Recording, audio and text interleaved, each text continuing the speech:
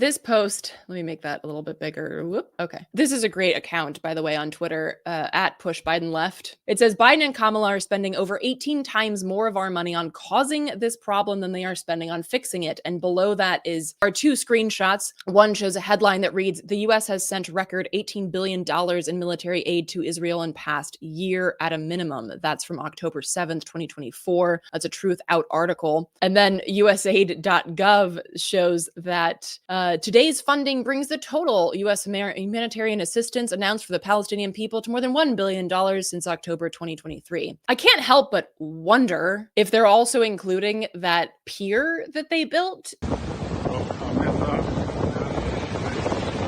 in Gaza to not deliver aid, but to actually send U.S. troops to massacre people in a refugee camp. I wonder if that's included in their $1 billion of aid. I don't know. But either way, at the bare minimum, they are spending over 18 times more of the money causing the problem than they are fixing it. And one might wonder, well, is that something that the U.S. does? So I just took the liberty of doing like a little searching to find out if that's something that we've done in the past. And so let's look at Iraq. Contractors reap $138 billion from Iraq war. That's a Financial Times article. And then a CBS News article says much of the $60 billion from the U.S. to rebuild Iraq wasted.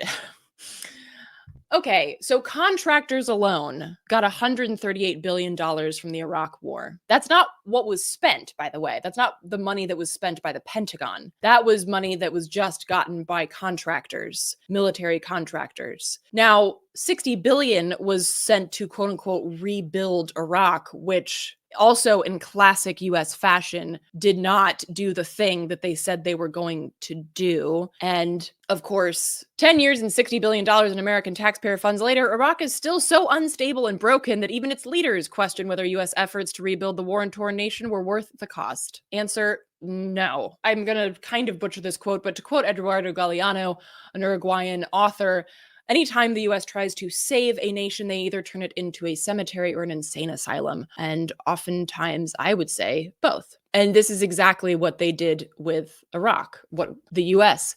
did with Iraq is completely decimate it and then throw pennies to try and quote unquote rebuild it. But of course, in a very Christian fashion, in their own image, right? In their own image, as the United States empire sees itself as God, I want to construct and rebuild this nation in my own image, right? So not like, here, you take the money, you do what you think is best. So sorry about that horrific war that was totally pointless. No. Of course not. The U.S. does not spend money on anything that it does not have total control over. And that's the same thing with the humanitarian aid, right? The U.S. could just demand that Israel open up the borders to Gaza and let the hundreds of aid trucks in. Does it do that? No. It builds some useless fucking pier that it can use to throttle U.S. soldiers into a refugee camp to kill people to supposedly save like 4 people. That totally makes sense. And that is the US MO. And Iraq is, of course, not the only example of that. US spending on Afghanistan reconstruction at risk of fraud, waste, and abuse. And this is from 2021. A report has shown that the US government has spent about $141 billion on reconstruction in Afghanistan since 2002. And I don't know if y'all know this, but that means the US government spent $141 billion just on reconstruction in order to make sure that the Taliban was still in power. And that's just the money spent on reconstruction. That is not the amount of money spent on the war itself. And in terms of that collective shit show, costs of the 20-year war on terror, $8 trillion and 900,000 deaths. This is a report from Brown University. I'd say it's more than 900,000 deaths. $8 trillion, it's probably more than that too, if you include the dark money and things like that. But $8 trillion, I mean, your brains can't even like begin to fathom that amount of money, right? $8 trillion is so much money. I mean, like it just, I mean, I'm not even, I will say my brain can't fathom it, but I also don't do math, so I'm not good at math.